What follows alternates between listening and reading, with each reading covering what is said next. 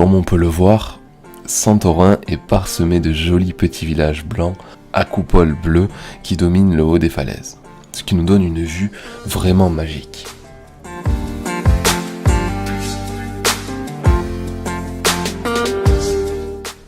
Cet endroit est un lieu touristique assez fréquenté, on y retrouve des hôtels atypiques et des restaurants au bord de la mer. C'est un lieu vraiment charmant de ce pays. Alors, cette vidéo est vraiment là pour la détente, c'est une petite balade qu'on fait ensemble. Si vous connaissez l'endroit, n'hésitez pas à nous partager vos impressions. Tant qu'à faire, si on peut se dépayser un peu, ça fait toujours plaisir. L'endroit peut paraître assez vertigineux au bord de cette mer nommée Égée, qui est la mer qui se trouve entre la Grèce et la Turquie.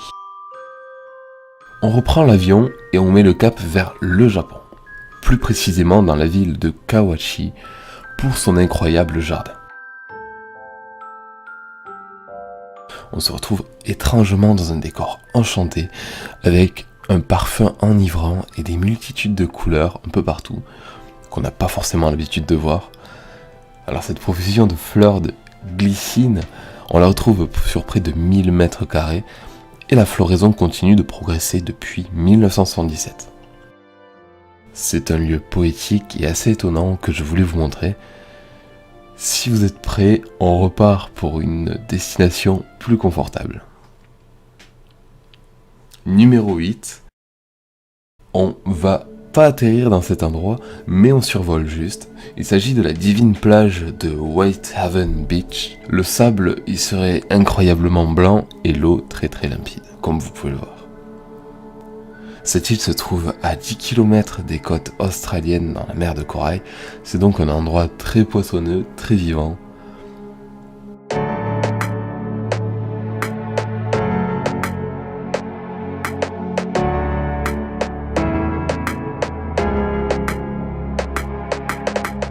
Il s'y référencerait plus de 150 espèces d'oiseaux.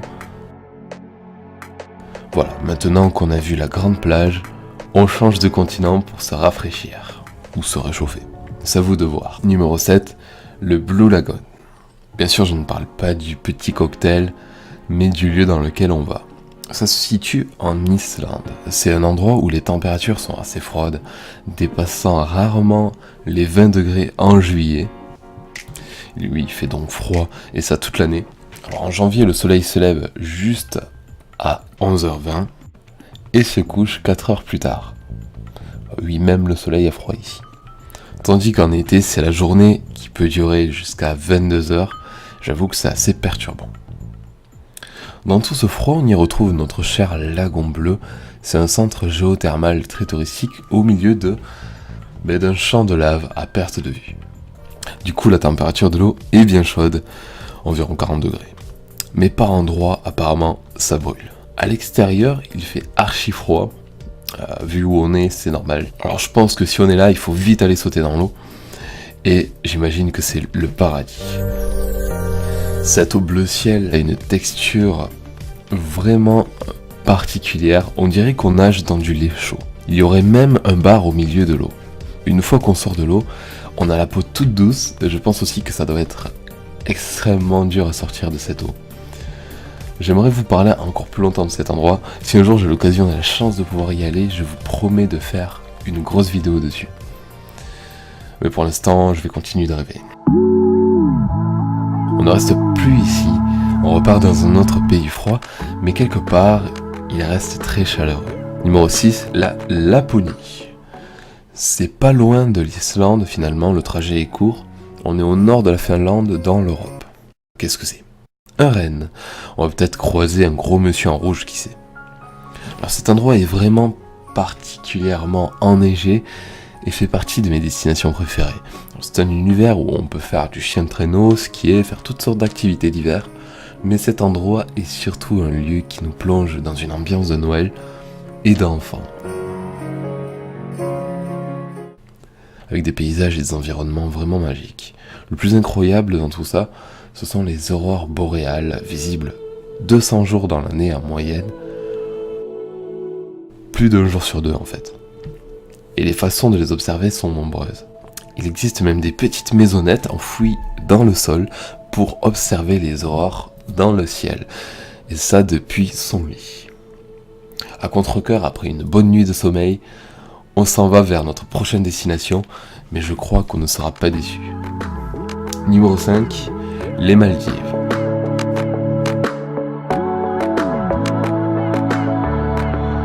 Bon, on arrive. L'endroit est particulièrement luxueux. On a vu plus accessible, mais on va quand même poser les pieds sur ces îles. On les nomme les îles paradisiaques, et on sait tout de suite pourquoi. Alors l'eau, bien sûr, est turquoise, le sable fin comme on peut le deviner.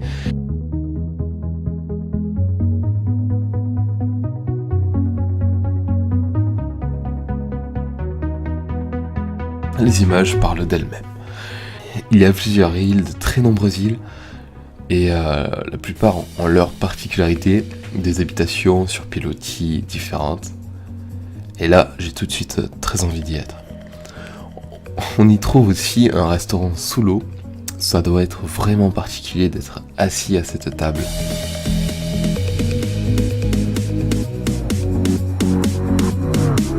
Regardez ces bungalows, c'est vraiment incroyable.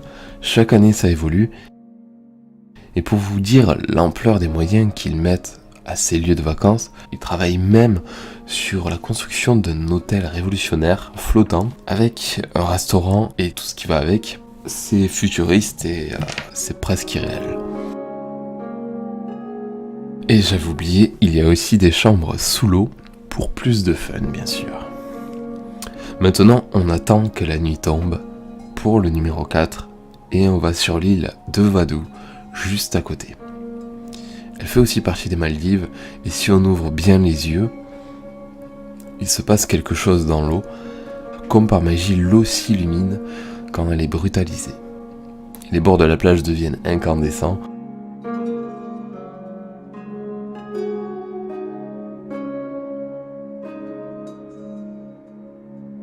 Et si on gratte le fond de l'eau, tout ça est dû à la bioluminescence du phytoplancton, qui sont les organismes végétaux vivants qui nous apportent pas loin de 50% de notre oxygène quand même. Pour en revenir au phénomène, il ne se produit pas qu'aux Maldives. En tout cas, ça fait encore de cet endroit un lieu vraiment spécial. On y va ? Parce que je vous attends là. C'est parti pour les 3 dernières destinations. Je sais pas vous, mais cette vidéo me donne vraiment envie de voyager. Numéro 3, le canyon Antelope et le lac Powell. Les deux sont côte à côte, donc on va aller voir les deux. Ça se trouve en Arizona, aux États-Unis. Alors tout d'abord, le canyon Antelope, en français c'est Antilope. L'entrée du canyon est une fente dans la roche. D'ailleurs, toute la roche est rose orangé. Elle est toute striée. Et quand on marche sur ce sable dense, à certains endroits, il y a du sable qui dévale le long des parois. Ce qui ajoute une petite note de beauté à l'endroit, ce sont les ouvertures vers le ciel qui forment finalement des petits filaments de lumière, des petits rails de lumière. Ça reste un lieu spectaculaire. Et juste à côté, on a le lac Powell qui lui est un peu plus rafraîchissant.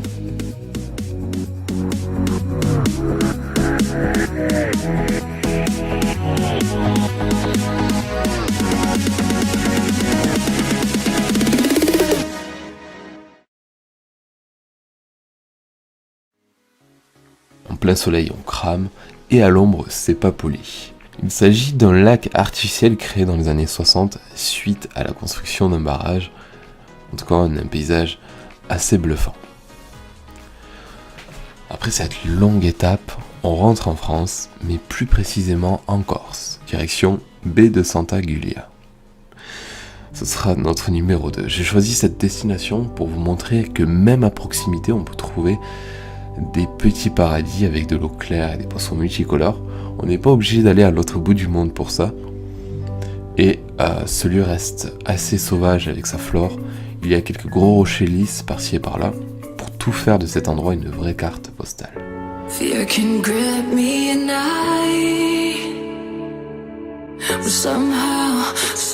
y a de quoi explorer une autre dimension sous l'eau.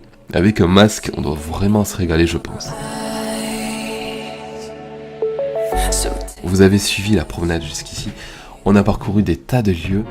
Avant de vous laisser, On s'envole une dernière fois vers un continent lointain, l'Amérique du Sud, en Bolivie, dans la plaine saline de Uyuni.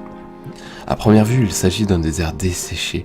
En réalité, c'est une sorte d'étendue de sel, la plus vaste du monde, avec une superficie de presque 11 000 km². Parfois, le Salar est inondé, souvent pendant quelques semaines, et l'épaisseur de l'eau ne dépasse que rarement 10 à 15 cm. Et comme l'endroit est parfaitement plat, il est inondé sur toute la surface, ce qui nous donne ce gigantesque miroir. On a des clichés magnifiques.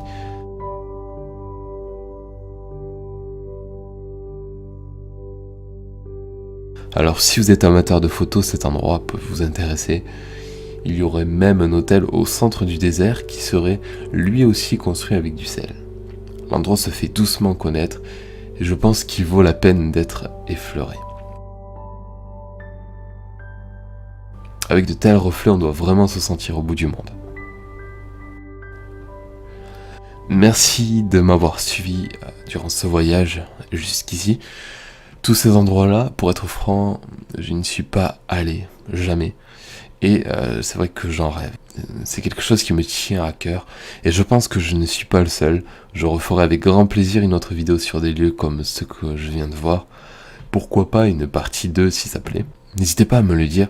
En tout cas, suite à cette vidéo qui m'a demandé pas mal de temps quand même, j'aimerais revenir sur du mystérieux pour les 2 prochaines. Ce sera un peu plus sombre, mais c'est ce qui me plaît. Et j'y mettrai autant de passion. Sur ce, je vous laisse avec, j'espère, quelques petites images dans la tête. À très bientôt. Even after all this time,